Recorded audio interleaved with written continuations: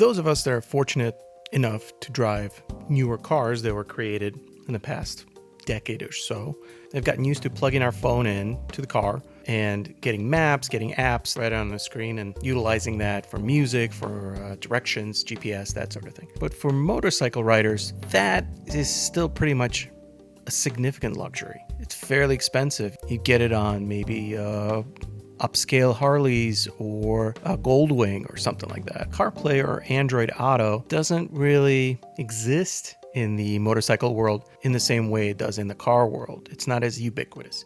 So the slack has to be picked up by third-party developers. Before I go any further, please comment, like, and subscribe. It helps my channel grow and allows me to do this kind of content in the future. One such developer is Carpuride, who reached out to me and asked if I would install and review one of their units.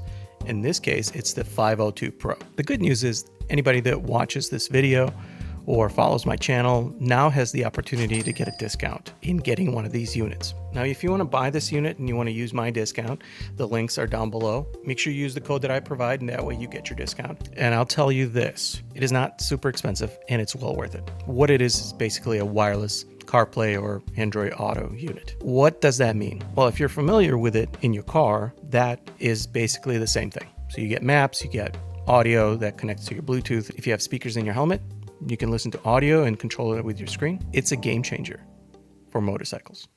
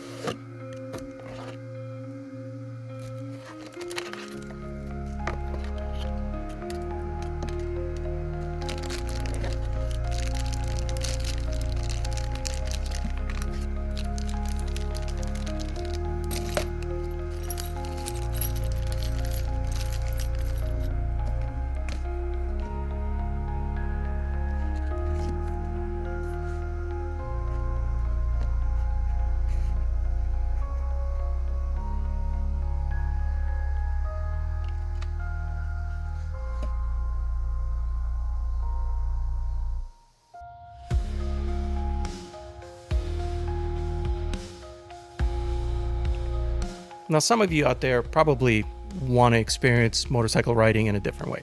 Visceral, disconnected, unplugged, and that's awesome because I do that as well. I have two motorcycles. One is a Triumph Bonneville and one is a Triumph Tiger Sport 660. I use the Bonneville for that sort of experience, unplugged, and that's it. But my Triumph Tiger Sport 660 is purpose-built for a different reason altogether. It is for long-distance traveling, and you kind of want the comforts. You want all the things you're sort of used to in a car, maybe. I'll tell you this, having your phone plugged in all the time, out in the sun, out in the elements, it heats up, you get rocks thrown at it, that sort of thing. So if you use it for maps, it's fine, I've done it. But you are a lot more cautious with it. This particular screen, what it does, it gives you access to all the apps you already have on your phone, all the relevant apps for riding, maps, audio, messages, phone, and it's on this screen. You can touch it with your gloved hand, and it takes the phone off your handlebars and into wherever you want to feel like it's protected, in your jacket, in your pants, in your luggage, wherever you want it. Other than that, what are some of the other benefits? Well, it's Bluetooth, it's Wi-Fi, it's IP67 waterproof. You can put an SD card in there. It's compatible with Androids and iPhones. You can use voice controls and you can listen to music. The best part is that it's a breeze to install.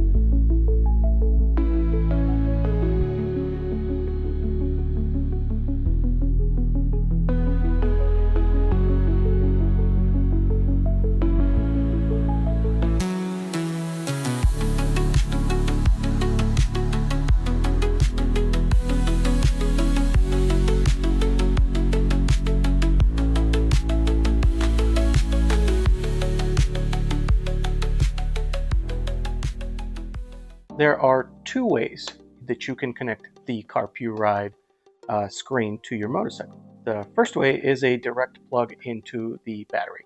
Now you're just going to utilize the provided cables.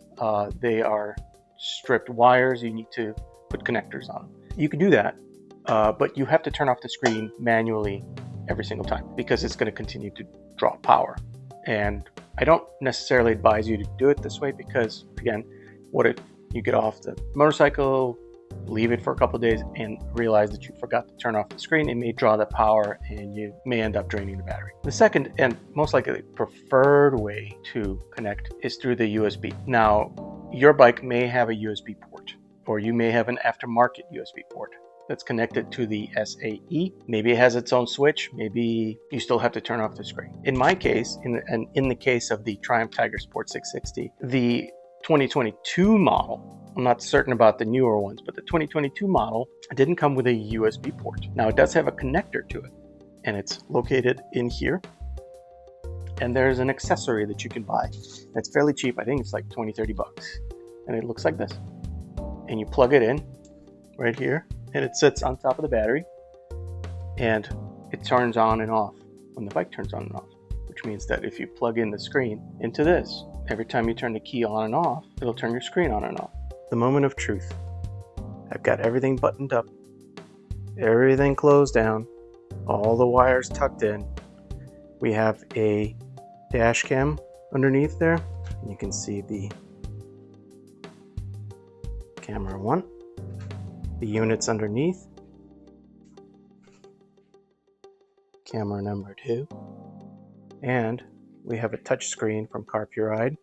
Everything is plugged in and hardwired into all the specific spots. So that is hooked into the USB port. Now, when I turn the key, you should see the screen come on and you should hear the beep from the dash cam turning on. Let's give it a whirl, huh? Boom. Beep. And there you have it, folks. Everything is automated. I don't have to turn anything on or off except for this port right here, which is my previous little SAE USB port. Turns on, turns off. I use that to charge my phone. You can also see that in the previous video. And it's connected to an SAE connector down here, which charges my battery. Well, as you can see, it's very easy to install. It works, it connects to your phone. Just follow the instructions that comes with it. And if you are doing these kinds of long distance trips, it's, like I said, it's a game changer. It allows you to tuck your phone away somewhere safe and gives you the ability to use all the apps you've already been using on your phone while riding. As always, thanks a lot for watching. Don't forget to comment, like, and subscribe. It helps my channel grow. In the meantime, take a look at some of these other videos, and I'll see you next time. Ride safe.